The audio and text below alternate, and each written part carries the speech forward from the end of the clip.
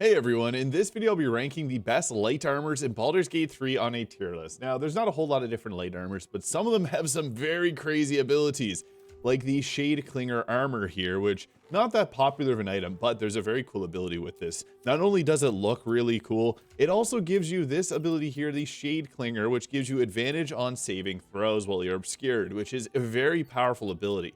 Now, why this item is so good is that you can go around and give it to everyone in your party, just swap it around just like that, and then suddenly your entire party will keep the clinging shadows. So if you equip it once, then remove it, you get that benefit until long rest. Now, I was thinking about not including this item here because this is kind of a bug or a glitch. However, Patch 8 has been out for a while now, and this has not been changed since release, so hey, this is probably not going to get changed. And yeah, it's a pretty crazy ability, so this is very powerful. Advantage on saving throws, that's every saving throw, which means all spells and everything that's going to be not with a spell attack roll, you'll have advantage on that save, which is massive, massive, massive. So I'm about to say it's an S tier, A tier if you consider it like kind of a cheat. It's just a really good ability. Giving yourself and your entire party advantage on saving throws is nuts. So yeah, that is I feel like it's actually like a true S tier just because of how crazy that ability is. And you don't even have to equip it. Yeah, I might just leave it in the S tiers because of how absurd that is. Now we'll bring it back down to earth here with something a little bit less awesome. You get this from Volo, and you can tell by the appearance of it. With this, whenever you inspire an ally using Bardic Inspiration, you get 4 temporary health. That's pretty good. I mean, if you're going to use your combat inspiration, if you're like a Valor Bard, that's going to give you a little bit of extra health. However, if you're a Valor Bard, you're likely going to take medium armor. Same thing with a Sword Bard. For a Lore Bard, this could be an okay option. And what's interesting is for the Glamour Bard, this doesn't actually apply if you use your special Mantle of Majesty. So if you're giving your teammates extra health with that, you don't get yourself that extra health. It's an okay option. It's one of the first that you're going to get. 4 extra health is just okay. I'm going to set it in the C tier though. There's a lot better obviously on this list. Now what's funny is the way that I organize these is actually the same way that I got the images organized here. So this worked out very well. So next up we have ourselves the Elegant Studded Leather, +2 to initiative rolls, advantage on stealth checks, and the shield spell. Big downside, you get this so late in Act 3 that it's almost not going to get used. It is a nice set of armor though, because a +2 to initiative is huge. There's only a D4 initiative dive, so you already got half of that basically. Advantage on stealth checks is great. However, you can get advantage on stealth checks by using even the Cat's Grace, which is in Act 1. So you could even get a better benefit earlier on in the game, because that's advantage on all dexterity checks. The shield spell is nice, however, that's going to be only 1 shield per short rest. So, I mean, it's good on a rogue if they want to give themselves an extra +5 to armor class. It's a pretty decent one, but I am going to take points off because it's so late in the game. If you got this in Act 2, it'd be like an A to an S tier, but since it's Act 3 late in the game, you're already going to have better pieces of armor, so I'm only going to set that in the B tier. To say the initiative and shield spell being nice and advantage on stealth checks, there are other pieces of gear that will give you similar benefits. Now that's what this one looks like, and we also have one similar with the Bhaalist Armour, which has a slightly redder and darker tone. I love this armor. This is something that I use somewhat frequently. Not only does it look cool, it also gives you the Aura of Murder. And this was also fixed in Patch 8. It previously was only a 2-meter radius where enemies would become vulnerable to piercing damage unless they're immune to it. And now it's fixed, so it's now proper 3 meters. It gives you a +2 to the initiative, similar to the previous. But what's crazy about this is there's so many builds that can be powered up off of that. Because if you're using something like the Baldur Amaris, I guess I don't have any weapons, I removed them all. Baldur Amaris gives you +7 damage on a critical hit. If you get a critical hit and that's 7 piercing damage, it becomes 14 extra damage, which is huge. On top of all of that, this works great. I love using the Sword Bard with the Hold Person spell because that makes every attack from close range a critical hit. And where you can make this even crazier is bows will always be piercing damage unless you use Nair Misser. So if you're using a short crossbow at close range, you're going to get a guaranteed hit because it's a critical hit. And then within that, you can also use an arrow of many targets, chain around to multiple targets. And since the first was a crit, everything will be a crit. And the piercing damage is going to be doubled for everyone that's within your close range. So that can become very good. I like to use that with the crossbow expert feat. So that's something that's extremely powerful on a bard. You can put this on a rogue and have them do sneak attacks. This is by far one of the best armors in the entire game. I could go on and on about it because doubling the damage is crazy. Super, super powerful. There's only one thing that I'd actually recommend even better.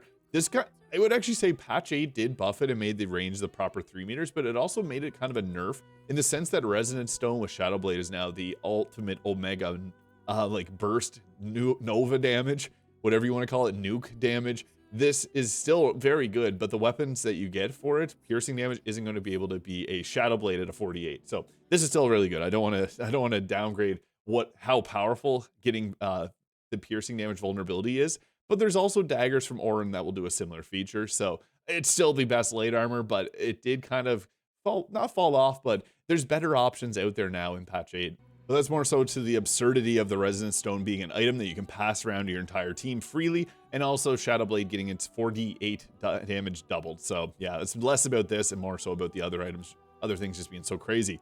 Now we're getting into the fun stuff. We got ourselves the Armor of the Sporekeeper.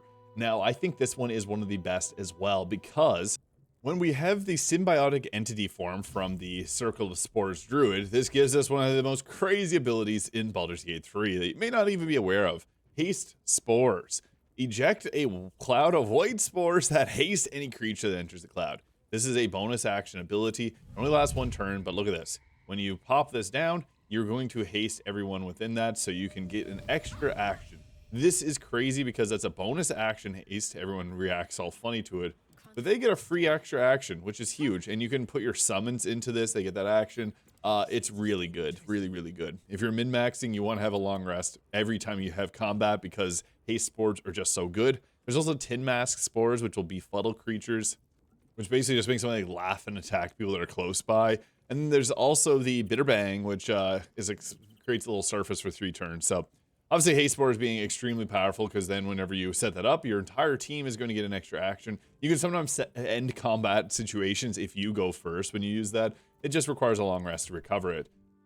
Now there's also the Malefic Fungi there, so whenever you get a +1 spell save DC, which is great, but whenever you deal necrotic damage, you deal 1 additional point. This is a little bit misleading too, because let's say you did a weapon attack with something that had necrotic damage, you use your symbiotic entity form, and let's say you had all 3 abilities. You did the unarmed attack as a monk that also has necrotic damage. It doesn't add a +1 to all 3 of those instances. It's only a +1 in general. So if you have 2 extra instances of necrotic damage, you're not getting 2 necrotic points of damage. So it's very little, but I just want to mention that. Overall though, haste spores. That enough said. This is S tier.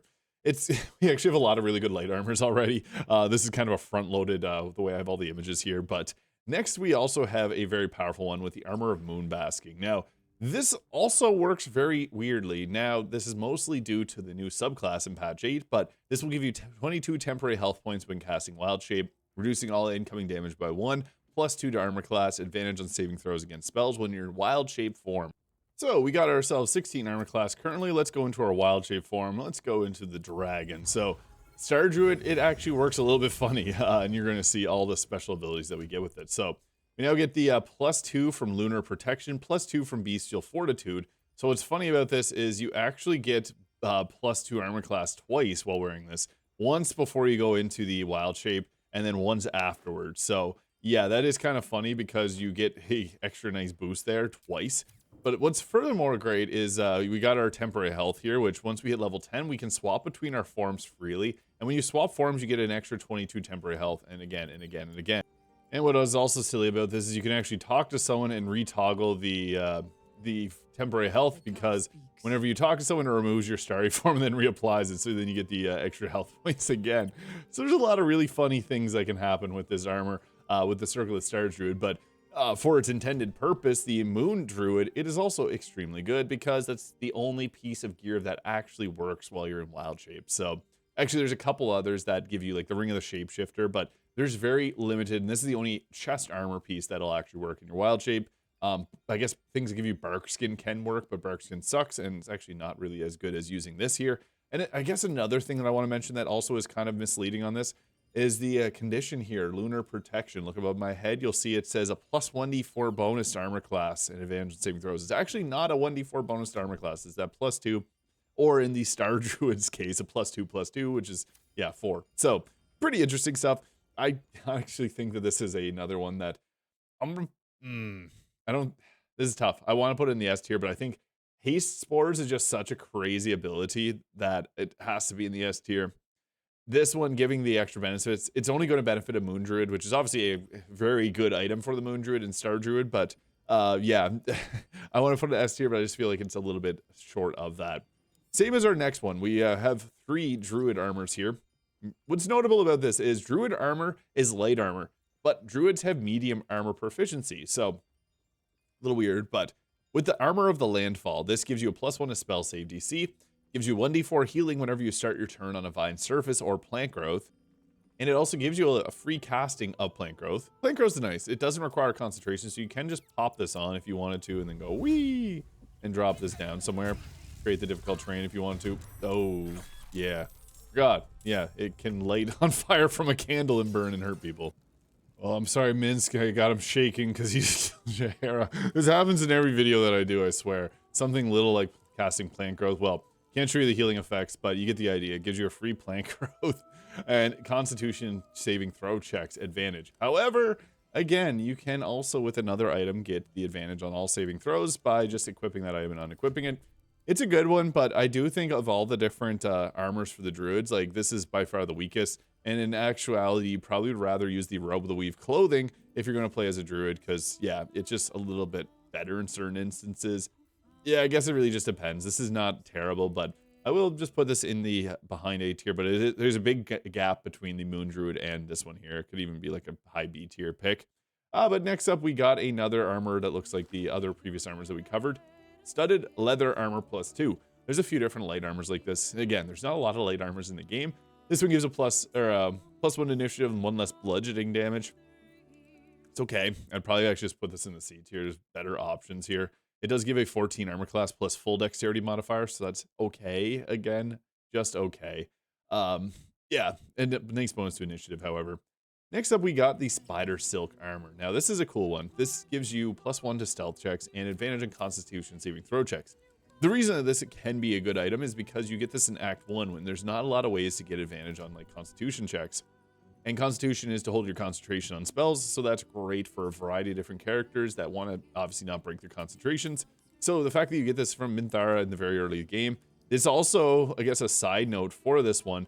It works differently than the others in how it dies. So it actually has a section of this armor that won't change color compared to the other ones the same way.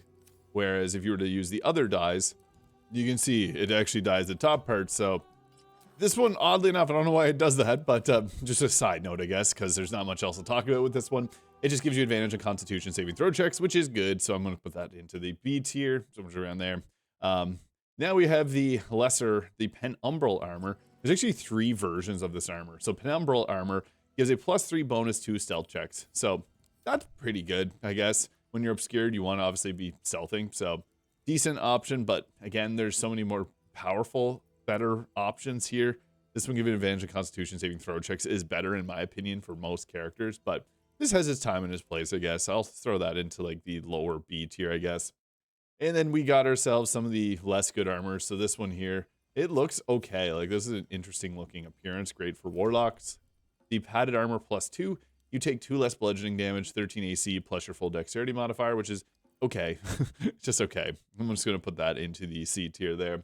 And then we got ourselves kind of similar thing, leather armor +1. This one looks really cool. This is like the Keen armor, 9 fingers. Looks nice. Again, pretty decent. +1 stealth, +1 to dexterity saving throws and checks. But nothing to call home about. It's okay. We'll put that with the B tier too.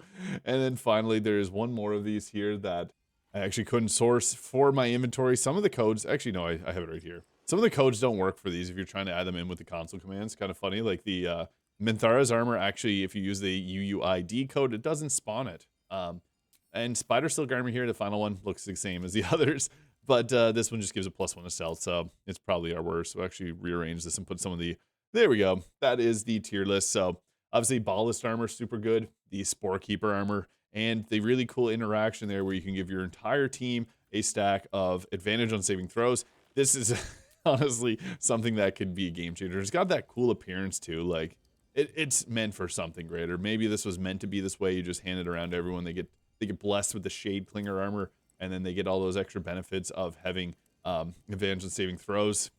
What's also kind of funny I should mention is I still have the lunar protection because I wild shaped, put on that armor and swapped off it. So that's another thing to mention with that is you actually do keep the benefits of it.